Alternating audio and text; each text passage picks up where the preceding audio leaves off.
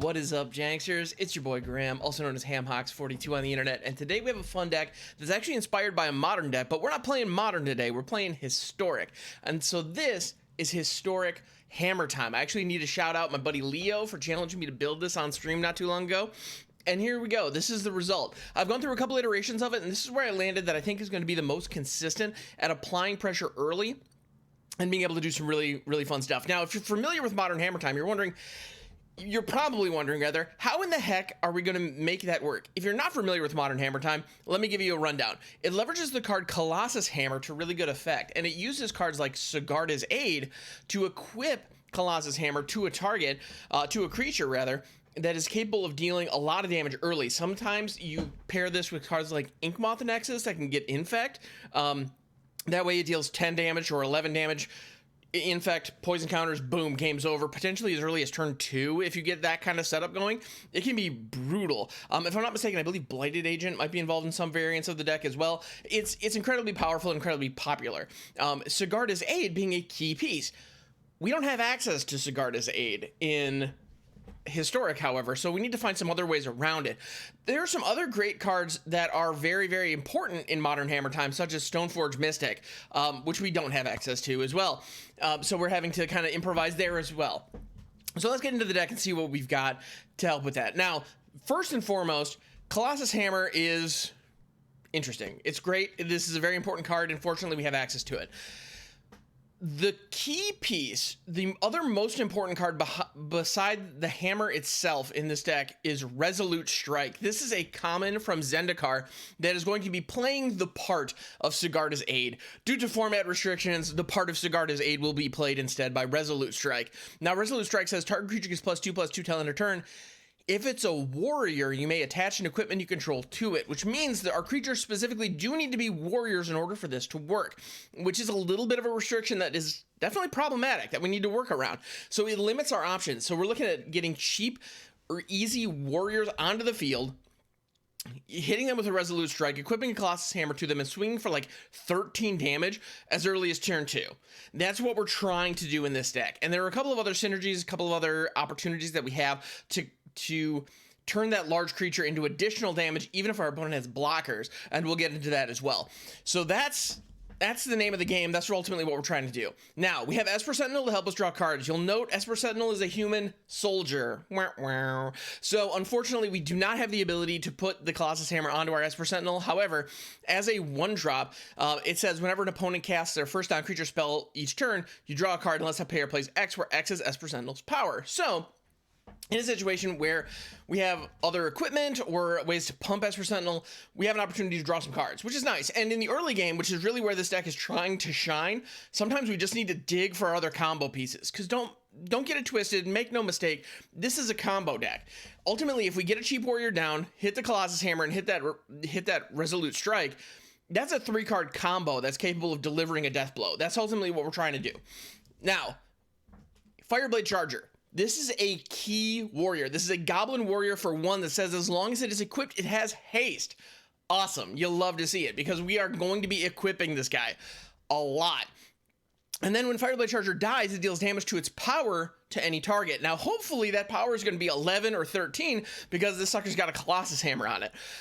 That's huge. That's big time. So if we hit the Fireblade Charger on 1, the Colossus Hammer and the Resolute Strike on 2, we have an opportunity to swing for 13 damage on turn 2, and then on turn 3, swing for 11 damage. And if they have a blocker, we have another trick up our sleeve that's specifically here because of the interaction with Fireblade Charger, and that's Fling.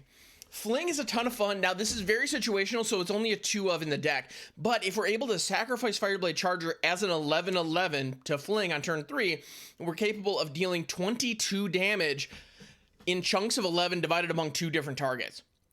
Let's be honest, that's going to be our opponent's face all day. And so what we're able to do in that situation, if we draw the perfect hand, if we get the nuts, we are able to swing for 13 damage on the ground on turn 2. They probably will not have a blocker set up to deal with that. Also, we can actually use Resolute Strike at instant speed, so you can attack, wait for them to not declare a blocker, and then hit it with the Resolute Strike, because they might think, oh, I'm just taking 1 damage, it's fine. No, you're taking 13, homie. It's pretty brutal. So, perfect situation. We have Fireblade Charger attacking as a 13/13 on turn 2. Then on turn 3, we don't even have to attack with an 11/11 Fireblade Charger. We just sacrifice it to Fling, deal 22 damage directly to our opponent's face. That, if my math serves, that's what, 45 damage, 35 damage over the course of by turn 3 that we can account for directly against our opponent's face. Awesome. Absolutely awesome. That is the perfect situation that this deck is trying to accomplish. Now, if we don't hit that perfect situation, if we need to dig a little bit, if we need to finagle some stuff, we've got some options. Let's get into those. We also have Goblin Javelineer. This Goblin Javelineer is in here because it is also a warrior. This is a 1-drop Goblin warrior with haste. It's a strictly better Raging Goblin. I have a soft spot for Raging Goblin. It was a very popular card in my playgroup back in high school when I first picked up the game. So a strictly better Raging Goblin is pretty great, and it's a warrior. That way we can pull off the Resolute Strike trick on it. Now, it does not have the advantage of the Fireblade Charger's ability, where when it dies, it deals that damage. However, it does say that if a creature blocks it, it deals 1 damage to target creature blocking it, which is really handy. If our opponent's trying to block with 1/1s, they're going to be, or, you know, creatures with 1 toughness, they're going to be in a little bit of a bind, because Goblin Javelineer has kind of this free first strike 1 damage. That's actually even faster than first strike, which is pretty great. It's the firstest strike, if you will. Don't quote me on that. Anyway, so Goblin Javelineer is another great warrior that's capable of, we can pull the Resolute Strike trick off with it and produce a lot of pressure early and get a very, very large creature attacking. Love it. It's great. We also have Bonesplitter in here. Bonesplitter's in here because we have cards like Esper Sentinel or Fireblade Charger that get benefit or give us value when their power is increased. Now, we aren't always going to have Resolute Strike in hand. We just won't, unfortunately. It's part of the deal. One of the tricks with this deck is actually to mull aggressively until you see the Resolute Strike. That is an option. I don't always do that, but sometimes I do. We'll see in the gameplay if we get there or not. But so Bonesplitter does a great Colossus Hammer light kind of... It does kind of a weak Colossus Hammer impression in this deck by giving 2 additional power. So turning a 1/1 into a 3/1 on turn 2 is actually, again, a decent amount of pressure that we can apply to our opponent. It actually does add up, and it's affordable, because it doesn't cost 8 to equip, it only costs 1, which you love to see. So Bonesplitter is incredibly valuable utility piece that can help us kind of get our engine moving and apply that pressure and get some aggression going, even if we don't have the Colossus Hammer combo in place, or if we have the Colossus Hammer but we don't have the Resolute Strike, or one or the other. We also have Shadowspear in here because we're creating these huge creatures, these big chonky monsters, but we need to actually get them through, because if our opponent has chump blockers, especially if we're going up against, say, Golgari Food, where the cat oven is going to be able to step in front of large creatures all day, every day, we need trample. Shadowspear gives us not only trample, but also lifelink for good measure, and it has a power toughness buff, and it only costs 2 to equip, 1 to play. It's a phenomenal value. It's great. Shadowspear actually is also a staple in the modern Hammer Time variant, and I looked at that and was like, why not? Like, why not also have it in Historic? The card's great. All right.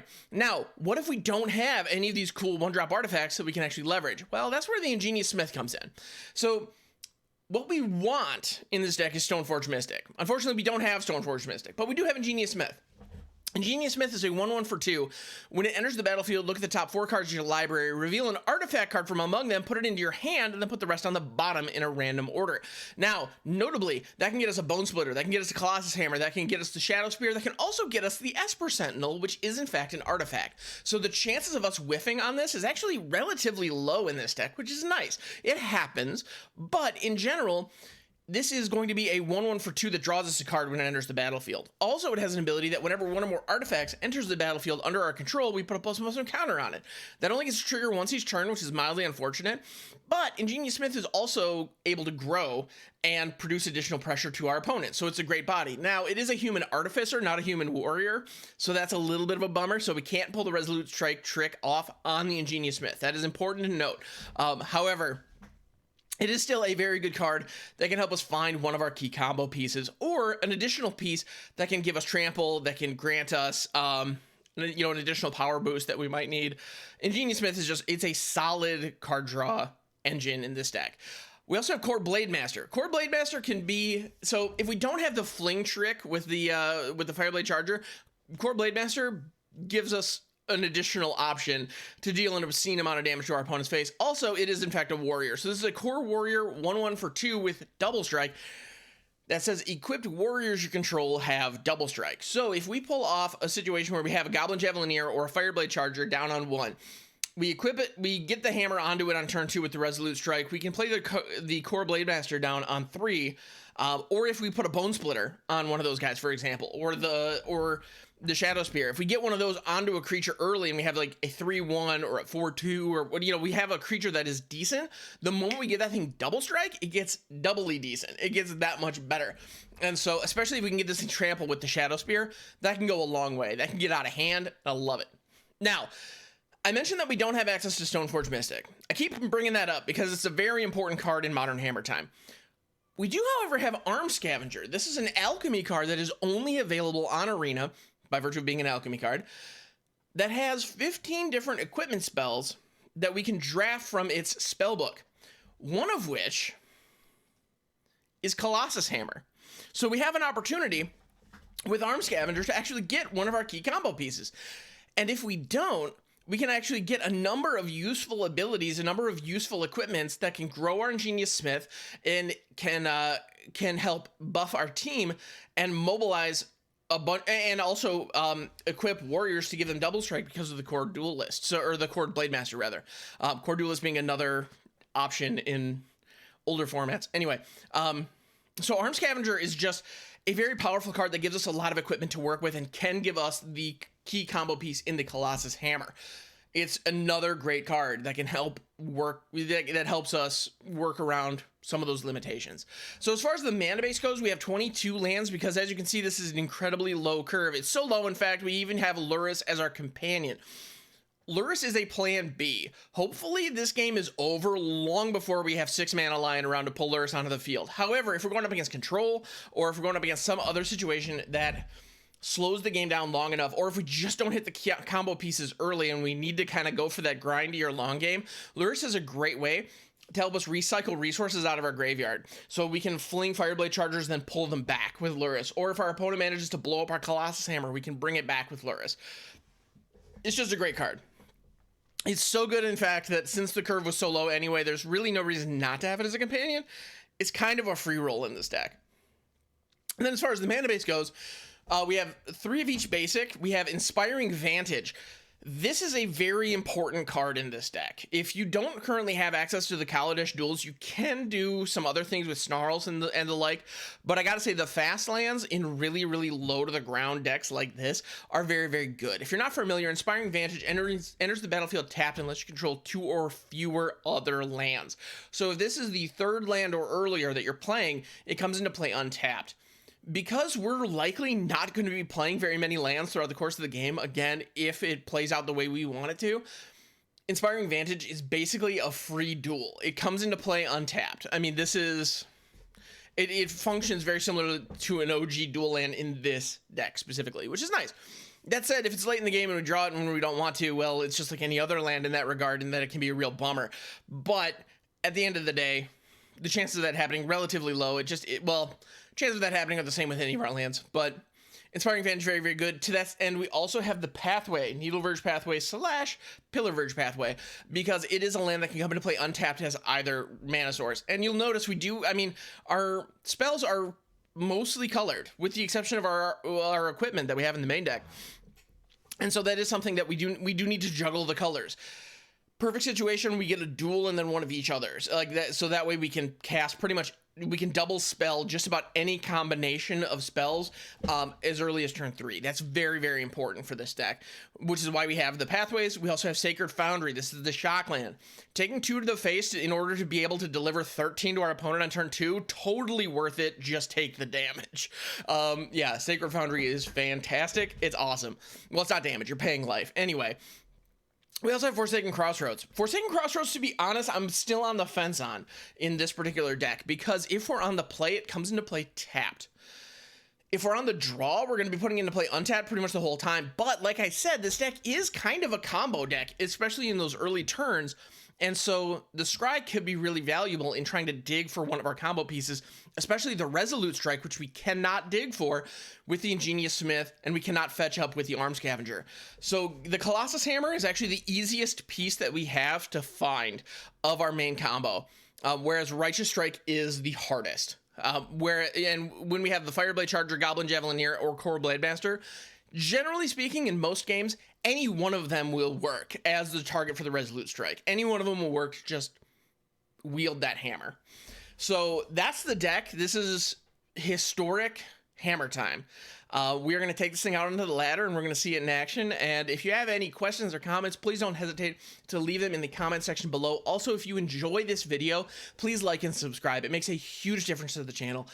Thank you so much, and let's take it onto the ladder, see what we can do. All right, so this is a one-lander. I see the Fireblade Charger, Fling, and the Ingenious Smith. If this had a second land, I would definitely keep it. We're on the draw, so I'm considering keeping it anyway. The Ingenious Smith can help us find the hammer if we get a Fireblade Charger, but we don't have the we don't have the strike either. So I guess we're mulliganing that. There we go. We have the Resolute Strike in hand. Goblin Javelineer. This is a keep, but I don't love it, and we can let this mountain go. The Inspiring Vantage is actually great here. Now, starting our hand with 4 lands makes me slightly nervous, but not nervous enough to hold back. All right, Goblin Javelineer is live and online. It is swinging in. We can then put the Shadowspear down next turn. We could Resolute Strike on the Goblin Javelineer to put the Shadowspear on it. However, I think we need to save the Resolute Strike because the Colossus Hammer without Resolute Strike is not worth much at all. So that's a problem situation for us. So let's go ahead and throw the Forsaken Crossroads, naming white, and we will scry here, because we don't have enough to equip the Shadowspear anyway, so we might as well scry it away. And that Forsaken Crossroads is not what we need. We don't need more land. We're actually doing perfectly fine on the land front. So Shadowspear is going to be coming down. I could have cast that after combat, I suppose, but c'est la vie. They're throw on an Omen of the Sea, so that's irrelevant. All right, good. One of the things I'm trying to get better at is sequencing my turns, and that's something that I struggle with, because most of the time I want to play my spells pre-combat. And it's usually better to play them post-combat. So that's something that is one of those little things I'm trying to work on. All right. So I'm seeing Teamer on the other side. Treacherous Blessing. Don't love that. That means they're doing some sack shenanigans. Probably. Arms Scavenger. Actually, Arms Scavenger can get us a Colossus Hammer, so I'm happy to see that. I'll throw the planes down here, and let's actually swing with the Javelineer. And get the Arms Scavenger online. Get it going. All right. So Shadowspear does have an activated ability. Permanents your opponents control lose hexproof and indestructible till end of turn. Can be very meaningful if our opponent has any indestructible blockers. Binding the Old Gods. Ooh, here they have some options. They could go after a couple things. Also, Arms Scavenger, notably, Warrior for some reason. Awesome. You'll love to see it. All right, they're going after the Arms Scavenger. I'm not super jazzed about that, but what you going to do? I'm going to cry about it and hope we draw into a Colossus Hammer. All right, so I'm going to go ahead and I'll throw the Inspiring Vantage. It'll come into play tapped. Let's get the Shadowspear on the Goblin Javelineer. Let's apply some damage and gain a little bit of life here, shall we? Let's shall. All right. And again, I'm saving the Resolute Strike because we need to get our hands on that hammer. And the hammer in this situation, because we only have 4 lands, which, I mean, we haven't missed a land drop yet, so I'm not saying we're bad on lands. I'm just saying, like, we're not going to get to the point where... All right, and Doom Foretold. Good old Doom Foretold. We're not going to get to a point where we can... Fireblade Charger is a great hit here if we had... Fireblade Charger would be a great hit here if we still had... the Shadowspear down, but we don't. So I'm going to go ahead and just attack the Goblin Javelineer. Force them to sacrifice something. They're going to sacrifice the Treacherous Blessing all day, every day, without a second thought. And we can actually fling the Goblin Javelineer directly into their face to pop the Doom Foretold before the next turn. Ashiok. Well, farewell, Graveyard. It's been a pleasure. Given Lurrus, that actually is going to be a real problem for us. Yep. Don't love that.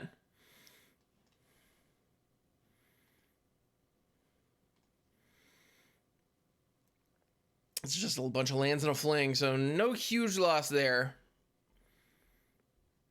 Don't get me wrong, I'm not jazzed about it, but We don't really have many options, but we're definitely so had the opportunity to fling there, or they could have just we could have flung there. Doom Foretold would have triggered, but I want them to sacrifice one more thing. With our graveyard gone, Lurrus is just a 3/2 lifelinker for 3, and with Ashiok down, our graveyard's not coming back anytime soon. That's for sure. Now, that said, if we can draw into a Colossus Hammer, we can Fireblade Charger, Resolute Strike the Colossus Hammer onto it and swing for the win as early as next turn, unless they have a Fatal Push or some other instant speed kill spell. Which, right now, they've been playing primarily at sorcery speed, so I'm going to discard Lurrus. She she's not set up for success here, so I'm going to hold the Fireblade Charger back because I really want to pull off that magic trick. And the moment we play it out, our opponent has an opportunity to kill it.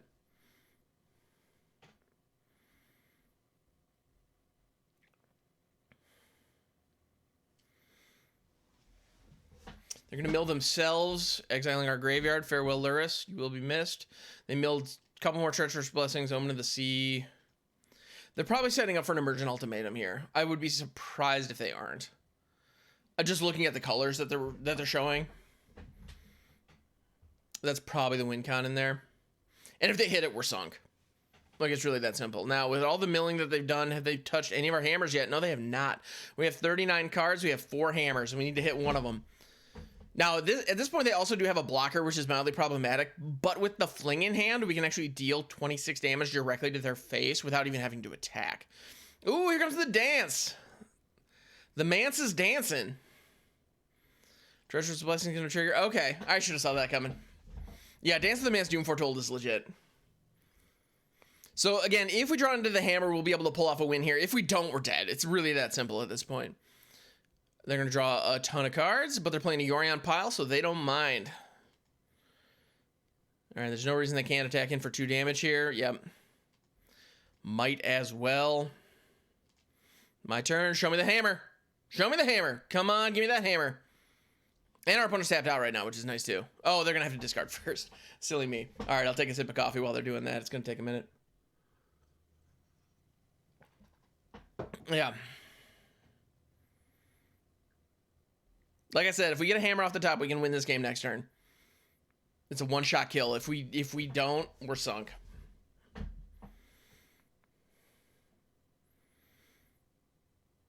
The suspense is killing me. Come on, opponent, you can do it.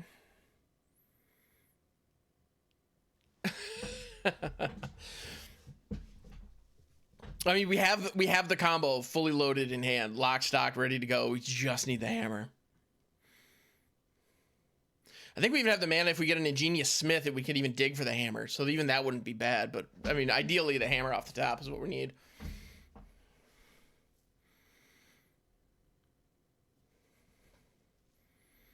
But we're actually going to draw lands, and I'm going to be very, very sad. All right, our opponent's taking a long time to consider what to discard. I'm kind of curious as to what they're debating over. They have all the cards in their hand. They have us dead on board.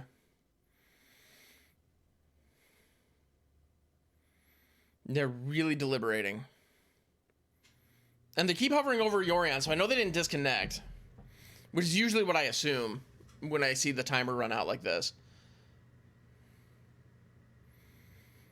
Because this is more or less what it looks like when people disconnect. All right. So the coffee's lovely, I gotta say. I'm very jazzed to have that. Got some espresso roast. Come on, let me see my top card already.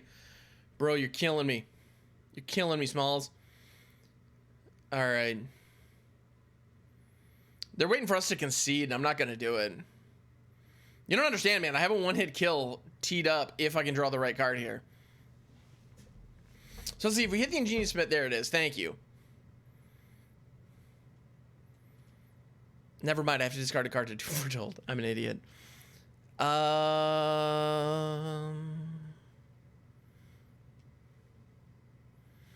Yeah, 4, 5, 6, 7 Manyas.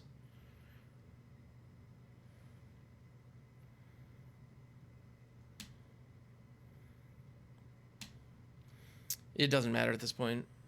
that discard, I think, just completely killed us. And another Fireblade Charger. That's not going to do the job. Yeah, they got it. Bummer, yo. All right, well, hey, it's all good. That was a good game. They pulled off the thing. They did the Dance of the Man's combo. We didn't hit our pieces. It's all good. These things happen. All right, so we have Bonesplitter and Shadowspear in the opening hand, which are pretty nice. Also, don't mind the costume change. I don't know what you're talking about. We have the Goblin Javelineer. I think this is keepable. It's not amazing, but we can start swinging for 3 on turn 2, which is pretty nice, so I'll take it. And we can do it without even taking damage from, through our own Sacred Foundry, which is nice. So, could be better, could be a lot worse. Inspiring Vantage.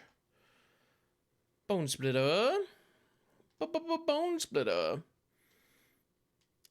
Bonesplitter equipping on the Goblin Javelineer as early as turn 2 feels pretty decent. All right, this next turn, we have an opportunity to hit the Arms Scavenger, but I think instead what I'm going to do is throw the Shadowspear on top of our Goblin Javelineer, and just Voltron the snot out of this little guy, and now hit for 4, gain 4 life, feels good, and we also have Trample on this beast, which is pretty cool. So our opponent now has 3 forests in play, and they haven't hit anything yet. Beanstalk Giant playing out with the Fertile Footsteps Adventure. Ingenious Smith, here we go. Now we're talking. I'm going to shiggity shock that in. Ingenious Smith is going to trigger. Let's see what we hit. Nothing. Big whiff. All right, Arms Scavenger, you're up next. Let's go. Hopefully you can get us that hammer. Now, notably, we didn't hit the... yeah, they were put into random order, so we don't get to see what they were. But notably, we didn't see a Resolute Strike in the mix there. Colossus Hammer, there it is. All right, stop. Hammer time. Hammer's in the mix. Ingenious Smith pops up. Inspiring Vantage enters. I think at this point, because our opponent is at 8, we just need to swing with the team and see what they block. They have an opportunity to prevent 4 of the damage, but we are getting in for 5 here. Ashaya is going to just comfortably chow down on that Goblin Javelineer, which is mildly problematic, but not the end of the world. And then we can equip Bonesplitter on the other Goblin Javelineer. Spread our threats. All right, so we have not pulled off the combo yet. If we do tap into a Resolute Strike, we have the Goblin Javelineer that's a warrior, as well as the Arms Scavenger that is a warrior. Both viable targets for that to get the Colossus Hammer going. Although, to be honest, at this point, I don't know that we need it. We'll see. So Nissa Who Shakes the World, that gives them an opportunity to create another blocker, which could actually be our undoing here. We shall see. Now, all of a sudden, that Resolute Strike off the top is a little more important. We're going to take 3 damage here. So be it. Scavenger. Mask of Immolation actually could be really powerful because it does give us a new token as well as 2 additional damage. Dueling Rapier, however, actually I think Dueling Rapier is a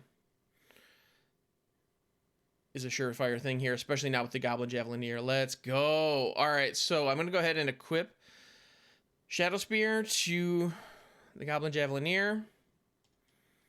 We attack with the team, going face. And Dueling Rapier can come in on whatever they don't block. Got him. All right, there we go. So we did not pull off the combo, the main combo that we were doing.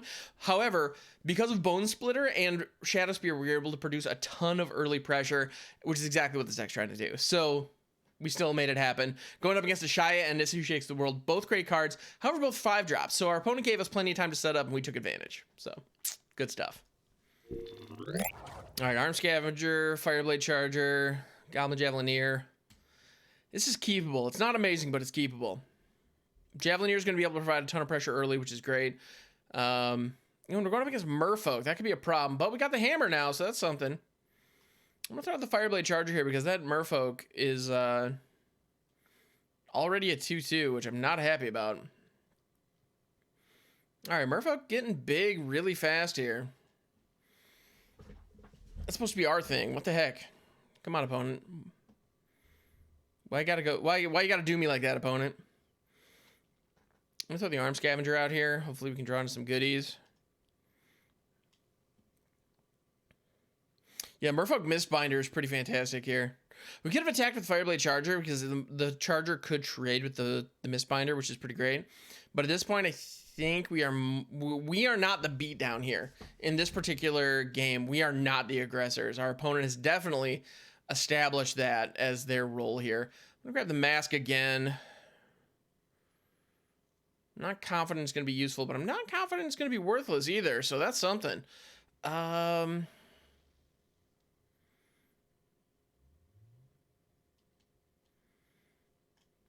going to play the Mask of Immolation here because it produces a blocker for us that we can also use to sacrifice to pin something down, and then we can equip the Mask of Immolation onto the Fireblade Charger, but it's all for naught, as they say. All right, so Goblin Javelineer is now live and online, and we are going to keep it back to block because, once again, we are not the beatdown plan. We are now taking we are in the control seat here.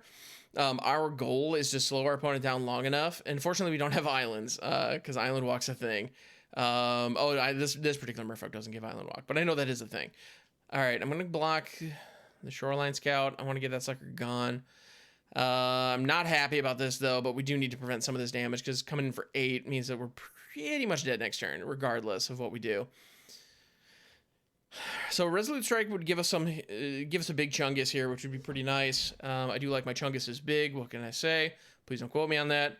This is going to be coming down as a white source. Let's scry. Don't need that Foundry. All right, cool. That was a worthy scry.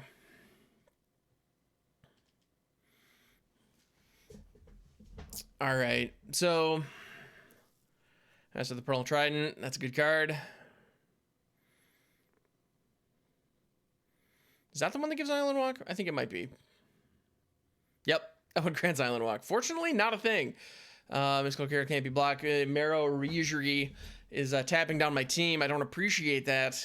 So they are now presenting lethal unless we step in front of that with the Fireblade Charger, which is a huge problem for us. We definitely needed that to survive, and alas, it does not. I'm going to deal 1 damage to the face, because I can. Goblin Javelineer doesn't get us there. Truly unfortunate. I'm going to play with the Colossus Hammer, just kind of basically show them what we were going for, but it's all over but the crying. All right. Turns out, Merfolk, just a little too fast for us. All right, now we know. All right, this is actually looking pretty good. We have the Kor Blademaster, we have the Shadowspear, we have the Javelineer. We can do some good things here. Let's go ahead and keep it. Ingenious Smith also has an opportunity to be pretty solid here, so let's go for it. Goblin Javelineer. Raging Goblin on 1, let's go. And then we are going up against a Yorion pile. We are a Lurrus pile going up against a Yorion pile. Let's go.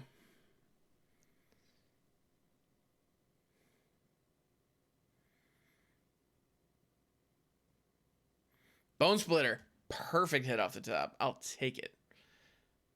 All day, day. Let's go. Bonesplitter, do your thing. Being able to attack with a 3-1 in turn 2 feels really good. Just throwing that out there.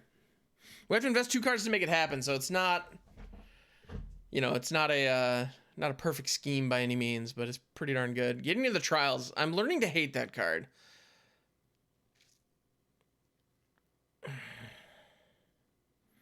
That effect is so strong.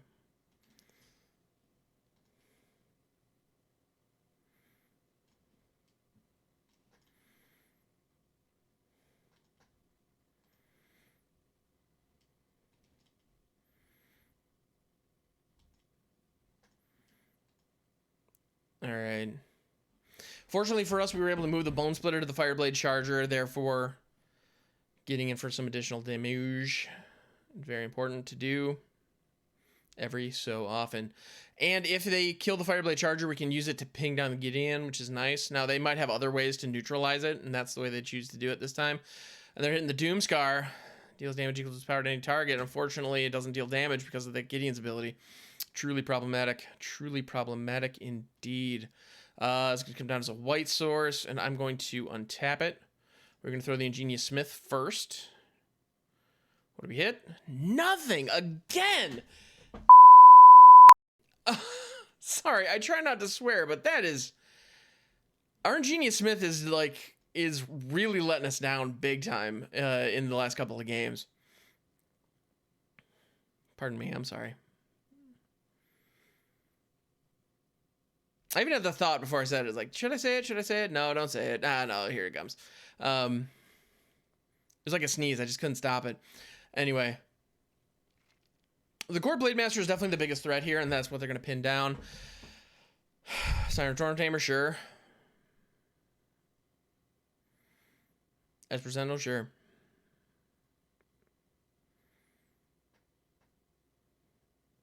Shadowspear is going to come in handy here, methinks.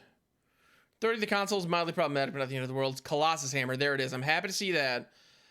All right, we're going to go ahead and equip Bonesplitter and Shadowspear to our Ingenious Smith, making a 4-2.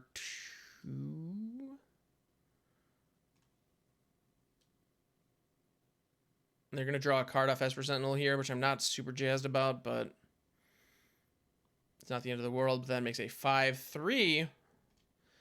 Coming in, meaning even if they double block, Gideon is toast, which is nice. I'm happy to see that. And Gideon's toast, and they cannot kill the Ingenious Smith. Previously, at a 4-2, Gideon would have survived with a double block, and Gideon would have survived a double block, and the Ingenious Smith would have died. And at this point, Ingenious Smith is our biggest beater, so we need to preserve that. Kor Blademaster also needs to get swole here before too long.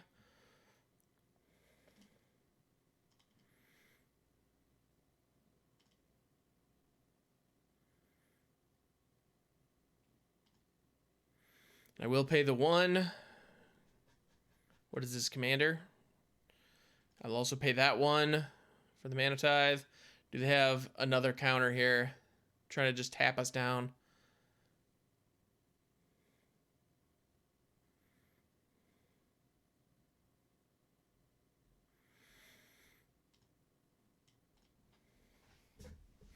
All right, Bonesplitter going on the Kor Blademaster. Let's do this. Let's dance, opponent. All right, so we have a 3-1 double striker and a 6-4 lifelinking trampler against 2 1/1s. This is feeling pretty good. So Esper Sentinel is going to take one for the team here.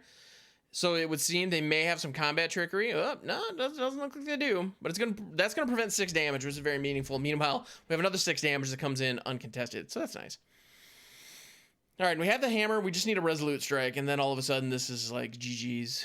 Nah, I mean, it's not quite GG's, but it would look like GG's. It'd be pretty darn close. Let's make that a white source, because at this point it straight doesn't matter, and we're going to scry. Another Smith. You know what, Ingenious Smith? You have been letting me down, so I'm going to go ahead and put you on the bottom. Arms Scavenger, however, let's give you a shot. Let's see what you can do. It's going to enter tap because of authority of the consoles. They will gain a life there, which is not ideal, but not the end of the world either. And this is presenting lethal if they choose not to block, which of course they will. Siren Storm Tamer taking one for the team on the Kor Blademaster. And we are going to get in for 6 more damage with the Ingenious Smith. So Ingenious Smith, cast out. Ooh, all right. When cast out enters the battlefield, exile target not only permanent opponent controls until cast out leaves the battlefield. That's problematic. It does cost 4, however, so it's very expensive. I can't help but wonder what they're going to go after here. Probably the Smith. Yep, so the Ingenious Smith is going to go prior to combat damage being dealt, which is mildly problematic, but not the end of the world. And then normal damage, great. Let's go ahead and put Shadowspear on the Arms Scavenger. So now it has double strike because Kor Blademaster's text specifically says equipped warriors you control have double strike. So we are going into the equipment mode. Divine Purge. There is a special place in bad places for people who play Divine Purge. I hate that card. There are no words to describe how much I hate that card. It is the worst. It's the devil, and I have no patience for anyone who plays that card. Sorry, not sorry. All right.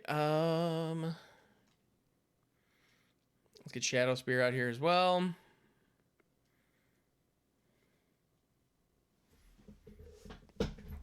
Fortunately for us, all of our stuff is dirt cheap. So we'll be able to play most of it out, no problem here. And our opponent is down to 3 cards in hand, one of which we know is Yorion, so that's nice. And unfortunately, I don't believe... Goldane Pick, actually, that will do nicely. That'll actually help us quite a bit. And Resolute Strike, let's go! All right, so... Colossus Hammer, I choose you. It will be entering the battlefield tap, but with equipment, that doesn't matter, which is delightful. All right, cool. So we're going to attack with the Arms Scavenger. And we're going to Resolute Strike said Arms Scavenger. Equipping our incredibly expensive Colossus Hammer. Do they have a response? They don't have the mana for another cast out, but they do have a Dissipate. All right, fair enough. So you're going to take 2 damage instead of 15 damage or whatever. So, all right, fair enough. That's what you got to do. I respect that. And we lose the Gold Vein pick, which is a little bit of a bummer because that could have helped us ramp, but we had to take the shot, had to go for it. Because it's not often that you go up against a control player who has so few cards in hand, and when you get an opportunity like that, you got to take it. Yorion coming down just as a 4 or 5. Fair enough. They have an opportunity to blink their cast out, which would give us back the Ingenious Smith and remove the Arms Scavenger from the game. So Ingenious Smith is coming back. They get a life total. Ah! Okay, frustration. That's what you're witnessing right here. Is pure and total unadulterated frustration. The double Resolute Strikes could have been fantastic, so we needed to draw those, and we won't as a result of this Ingenious Smith hit, and we don't have any artifacts in the top 4 cards, so Ingenious Smith is missing. Again, Ingenious Smith is just whiffing on us one more time. I am losing my patience with that card. I am genuinely considering taking Ingenious Smith out of the deck because it has performed so incredibly poorly the last couple of games. All right, what are we drawing into? Kor Blademaster, you're nice. I like you, but I don't know that I like you that much. I think of you more as a friend. Anyway, sorry, that was a bad joke. It's a bad joke, but I stand by it. All right, let's get Lurrus to hand. Let's get our companion in the mix. They have their companion going. Let's get our companion going. Kor Blademaster, I choose you. Mana Tithe on the Kor Blademaster. All right, sure.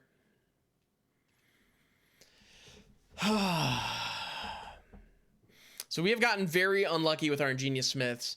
Now, to be fair, this Ingenious Smith was able to produce enough pressure earlier that they needed to hit it with removal, which is saying something. I mean, that's not nothing. That's actually really notable. Fireblade Charger. I just tapped. Truly unfortunate. Let's play out the Bonesplitter. Ingenious Smith is going to tick up, which is nice. And we can equip said Bonesplitter to our Ingenious Smith. We could equip it to the Fireblade Charger to give it haste, but it's already tapped, so yeah. That would be kind of irrelevant. Downright irrelevant. All right. Esper Sentinel, you're not bad. I like you.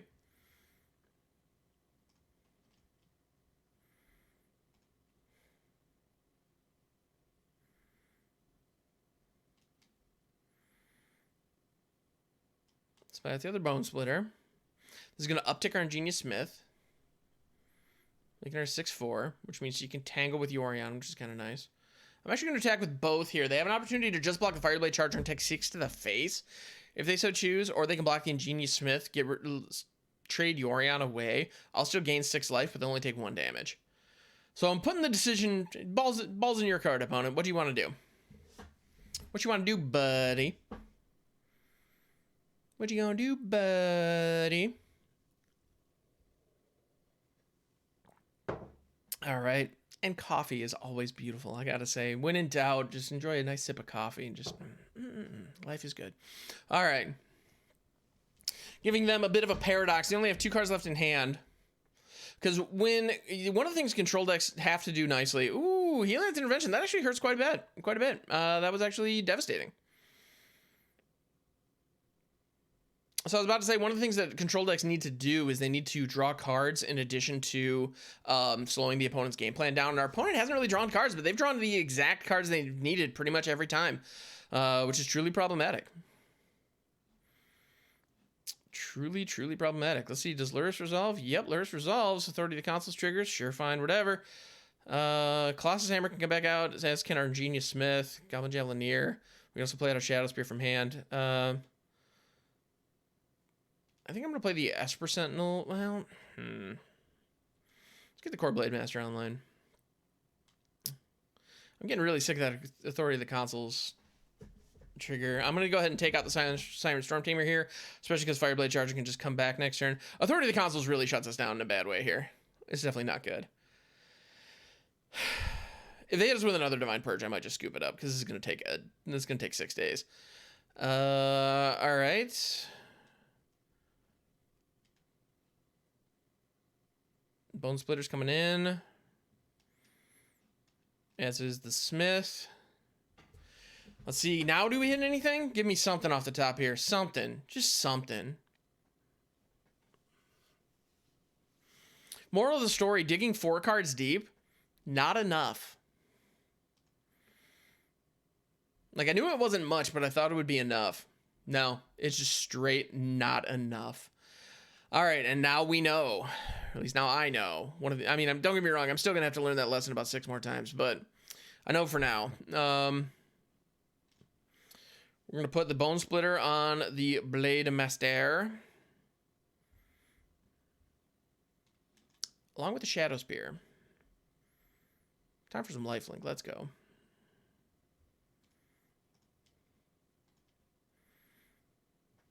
We are going to Voltron out this Kor Blademaster. Let's go. I'm going to bring a Fireblade Charger back. I know they're going to get an Authority of the Consoles trigger, which I don't like, but we need to get more bodies on board. We need to let the bodies hit the board. They're going to mana tithe it, sure.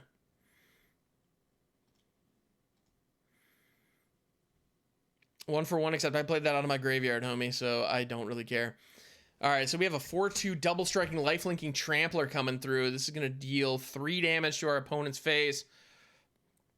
And it's going to get Yorion out of the way. That pesky Yorion. All right, so Yorion has now been destroyed, which feels pretty good. We still have the Bonesplitter and the Shadowspear for now, but they have another Divine Purge.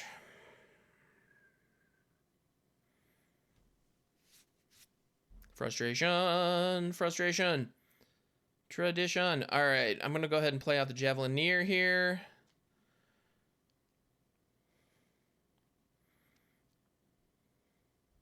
I'm going to try to cast Lurrus. Do they have yet another mana tithe? They have had some mana tithes in some clutch positions. They did not have it this time. Okay, good. Frustration. Inspiring Vantage.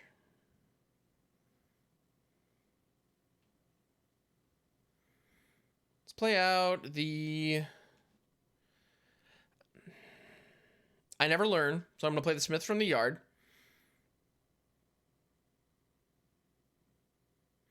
Because sometimes you just need to not learn your lesson. Now, there is a pause here. Our opponent has some kind of response that they could take. I don't see anything on the field. I don't see any manlands. I don't see any activated abilities on any of the enchantments. So there is instant speed reaction or interaction, potentially a counterspell. Esper Sentinel, that's actually not a bad card to hit right now.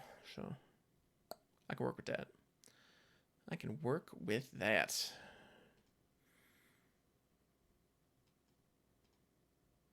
Let's go ahead and attack here, get in for a little bit of damage. I'm going to play out both the Esper Sentinels, and we are going to be taxing our opponent pretty viciously here, which is the name of the game. Well, I mean, the name of the game is Magic the Gathering, but we're going to be taxing our opponent on any of their spells cast, and they basically need yet another sweeper. Now, they've hit us with 2 Divine Purges so far. Fling! Happy to see that. Let's go. All right, so let's go ahead and grab the 3-drop Bonesplitter, or yeah, 3-drop Bonesplitter, no, Bonesplitter out of the yard. Ingenious Smith's gonna uptick. Bonesplitter, I'm gonna go ahead and put it on a Sentinel.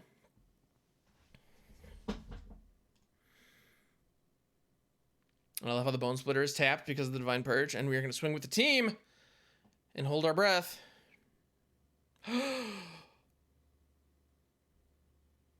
Don't show me Settle the Wreckage. Don't you dare show me Settle the Wreckage.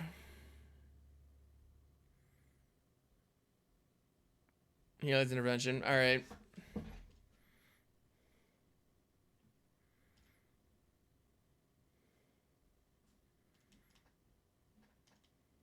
We're going to fling this Esper Sentinel that has 3 power directly into our opponent's face now that they've tapped out. Gets them down to 1. All right. So we've got our opponent down to 1. They have 2 cards in hand. Let's see. Do they play it out? Do they? No, they got them. Yes.